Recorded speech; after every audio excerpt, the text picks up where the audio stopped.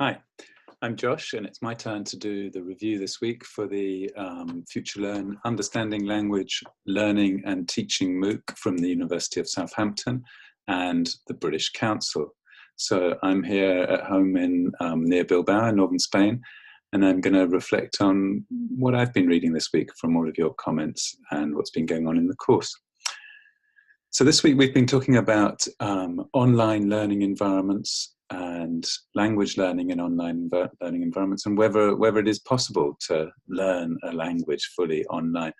And I think that the answer to that question is evolving and changing quickly over time, as several people have noticed. So Kate, for example, has said there are so many different ways of learning online, as indeed there are different ways of learning face-to-face. So I think we need to think more carefully about the different components of language learning. There's learning to speak, there's learning to write, there's learning all kinds of different skills and how to achieve things in different contexts and settings.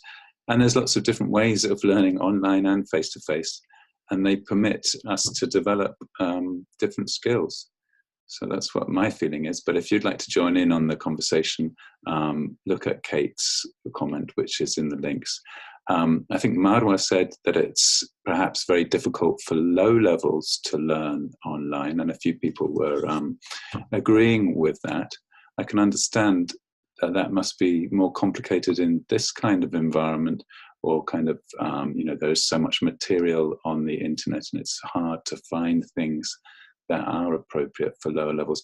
But I think there are increasingly tools that can help with that. And of course, one-to-one video tutoring might be appropriate for beginners. And when you're video tutoring, you can use the written channel as well to support the speaking. So I think there are all kinds of possibilities, but it's an interesting point. Is it better for higher levels, lower levels? Anwar asked about the role of exams and the place of assessment, particularly in this course. I think there's lots of different types of MOOCs too. Some have little tests for you to check your learning, to try and assess what you've learned. But we haven't used that at all in this kind of MOOC. And I think that a lot of people are saying assessment is there in the conversations you're having with each other about what you're getting out of the course. It very much depends on the kind of material as well and the topic that you're learning as to whether that kind of formal testing is relevant or easy to do. So what are the main challenges for learning online and for teaching online? Sean, and I think Eduardo as well, identified self-discipline, having a routine, being able to control yourself as learners. But I think that's also true for teachers. It's very, it can be very hard not to spend too much time online as well, and to try and set yourself rules or guidelines about how long you spend and what you spend your time doing. I very much agree with something that Aitan, sorry, my pronunciation may be terrible. There's a really wonderful resource for looking up pronunciations called Forvo, which is linked to elsewhere. But anyway, I'll try again.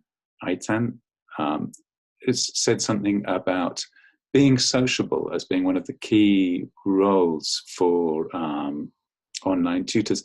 I very much agree with that in some senses. I think not necessarily being sociable, but trying to help create a safe environment where people feel happy trying out language, speaking to each other, contributing. I think that's really important, and finding ways to do that.